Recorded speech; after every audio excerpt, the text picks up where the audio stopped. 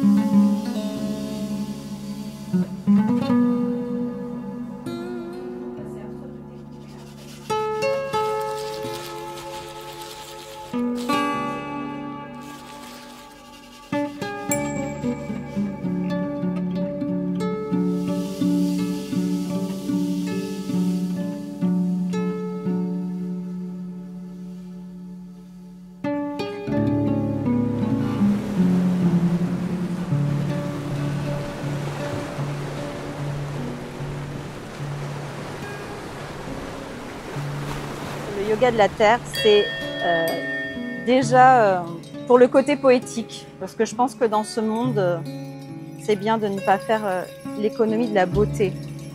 Et puis, en fait, le yoga, c'est une pratique qui m'accompagne depuis très longtemps maintenant.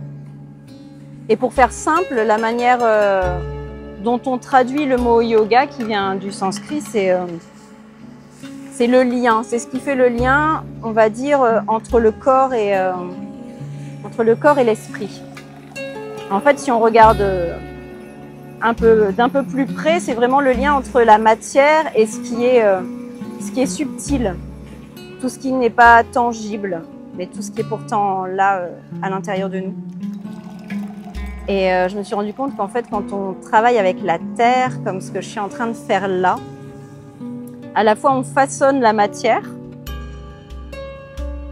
on façonne, on modèle, et en même temps, parfois de manière imperceptible, on est en train de sculpter nos consciences.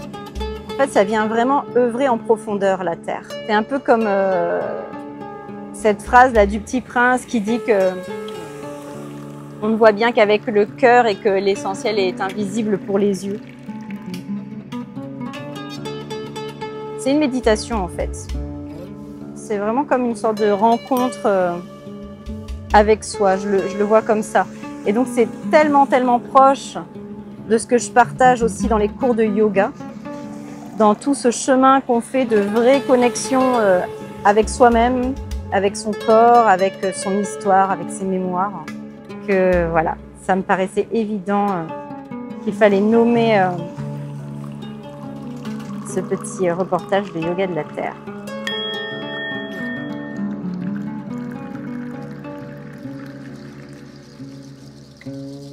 En fait, ce que j'ai à cœur de partager, c'est vraiment ma vision de la poterie, qui est, voilà, pour moi, une forme de yoga et de connexion qui va beaucoup plus loin que juste, tu vois, quelque chose qui se passe au niveau de nos mains. C'est pour ça qu'on va à la fois façonner la terre, mais en fait, on va être on est dans de l'orfèvrerie, on est sur du travail intérieur. Avec ça, tu coupes. Donne ta forme de feuille. Après, tu dessines les petits détails que tu dois faire en gravure et ensuite tu remontes les bords. Alors, cette forme de coller, la taper dessus. La terre, elle va nous dévoiler aussi qui on est davantage, tu vois. On triche pas avec la terre. En fait, c'est vraiment un miroir. Moi, je perçois la terre comme ça. C'est-à-dire que quand tu viens avec tes émotions et t'as beau les cacher, la terre, elle te les renvoie. Tu vois, si t'as trop de colère, t'as trop d'énergie, tu peux malmener tes pièces, tu peux avoir vachement de mal à les centrer. En fait, il y a ce jeu vraiment de miroir où finalement tu vas te toucher toi, tu vas te voir toi à travers la terre. Et j'aime bien au yoga, souvent je dis, on triche pas avec le corps.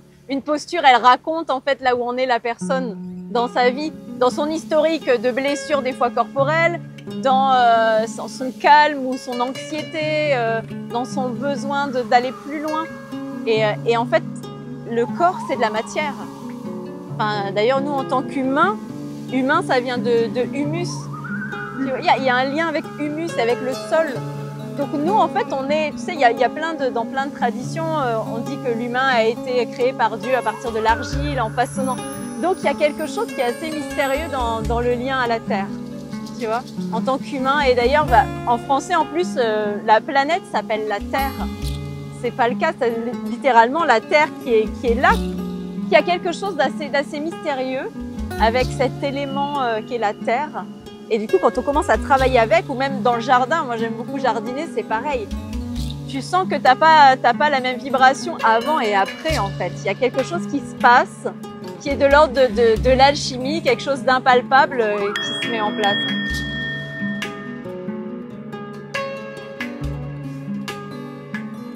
C'est vraiment une méditation. Et c'est tout un apprentissage aussi. Quand on tourne la terre ou qu'on fait du modelage, c'est vraiment apprendre à s'abandonner, à se déposer, à accueillir ce qui vient. Parce que souvent, on a une idée en tête, tiens, j'aimerais faire voilà, telle sculpture. Et au final, c'est toujours intéressant de voir que le rendu ne correspond pas à ce qu'on avait projeté. Mais qu'entre-temps, c'est tout un chemin initiatique qui nous a amené à la pièce finale et qui nous a façonné, nous, intérieurement aussi. Et donc, un autre lien qu'il y a avec le yoga, c'est vraiment le fait que quand tu travailles la terre, à un moment donné, qu'on le veuille ou non, que tu veuilles ou non, ça invite au silence. Il va y avoir quelque chose où ça va mettre un peu en sourdine le mental et ça va comme ouvrir un espace plus large dans lequel tu te plonges parce que tu es au cœur du processus créatif. Et on a besoin de silence, clairement, aujourd'hui. Dans nos modes de vie, on manque d'espace d'intériorisation, de calme, comme ça. Donc la terre amène aussi ça, je trouve. Ouais. C'est pour ça que c'est très méditatif. Souvent, les gens, ils se sentent bien après les ateliers. Ils sont dans une bulle, ils ont aussi laissé déployer, c'est un des cadeaux de la terre, toute cette dimension créative qui nous manque aussi dans nos quotidiens. C'est-à-dire d'oser sans avoir pourtant d'étiquette d'artiste, oser essayer de créer quelque chose à partir d'un morceau de terre qui n'a pas de forme particulière en fait. Et ça, c'est une nourriture aussi. Tout à l'heure, je parlais de la beauté, qui est une forme de nourriture. Mais finalement, le fait de créer aussi, on en a besoin. Les enfants, ils créent beaucoup très spontanément. Ils se posent pas de questions quand ils sont tout petits sur c'est beau, c'est pas beau. Ils sont au-delà de ça. C'est juste comme une sorte d'impulsion, de besoin intérieur de créer. Quand tu bouges ta pièce, tu la regardes de plusieurs angles. Tu vois, tu apprends aussi à déplacer ton regard. C'est intéressant tout ça. Parce que dans notre quotidien, une situation compliquée, si on la regarde d'un autre endroit, finalement, on voit un angle qu'on n'avait pas perçu qui peut être intéressant. Et c'est pareil, ma pièce là, à cet endroit-là, elle a un problème. Et si je la regarde depuis un autre endroit, je le vois différemment. Et cette dimension de la créativité, c'est vraiment l'énergie féminine. Souvent, c'est associé sur le plan symbolique. La femme, elle a ce côté création, ce côté de la maternité, de la mise au monde. Et c'est aussi venir soutenir cette énergie, d'aller développer cette fibre créative. C'est vraiment différentes manières de se nourrir sur le plan de la beauté, de la création, du toucher, le côté sensoriel aussi, parce que la terre, elle nous ramène là-dedans.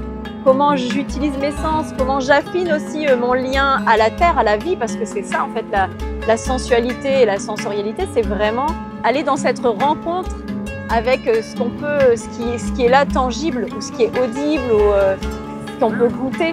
Et il y a quelque chose de très intéressant à faire, que j'aime faire autant au yoga qu'à la poterie, c'est de pratiquer les yeux fermés. Et notamment quand on tourne une pièce, c'est intéressant de fermer les yeux pour être juste dans nos mains. Tu vois, pour voir finalement avec les mains. Et souvent, les gens centrent beaucoup mieux leur terre quand ils ferment les yeux que quand ils ont le regard qui va induire aussi un jugement et le mental, tu vois. Ça nous amène quelque part, ça nous met un peu des œillères des fois d'avoir les yeux ouverts, c'est curieux. Et de fermer les yeux, on réélargit l'espace et puis on fait davantage confiance à tous ces capteurs qu'on a en fait au niveau de la peau qui vont nous ramener de l'information et c'est une manière de se faire confiance, c'est comme tout un apprentissage aussi pour lâcher prise et se dire ok, je vais peut-être impulser les choses depuis un autre espace de moi-même en fait. Dans Avatar, il y a cette dimension de la connexion. Et moi, c'est ce qui me porte beaucoup dans le lien à la Terre, c'est que c'est vraiment une rencontre avec la matière. C'est ramener de la conscience dans le lien qu'on a avec la matière. Et je ne sais pas si je parle à la Terre ou si c'est pas plutôt elle qui me parle.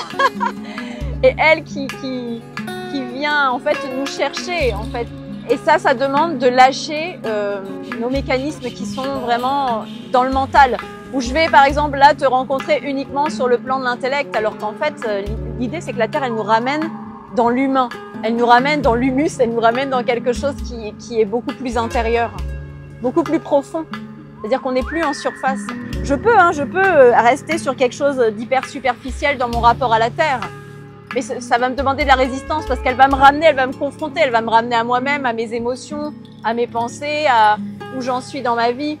Pour moi, on est au cœur du vivant. Et tu vois, je reviens sur cette idée des différentes manières de se nourrir, mais ce lien au vivant, pour moi, il est fondamental.